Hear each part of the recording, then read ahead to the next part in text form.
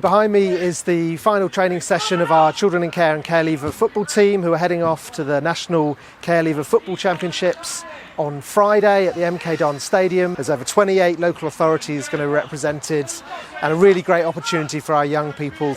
We are here like brothers and as like a family.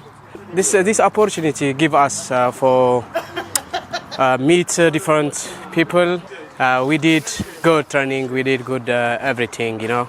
We love each other.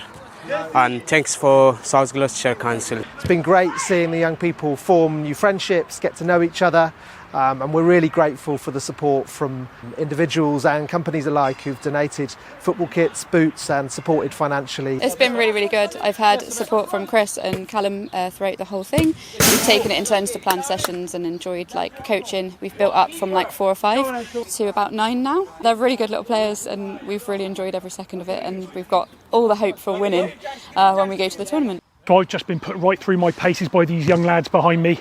I'm a little bit older and I'm used to playing with a ball in hand in my sport, but I know, having played with them, that these guys are going to do an amazing job on Friday. We're all behind you. Everyone from South Gloss, we say, up the South Gloss! Hopefully we're going to win, and with Jesus.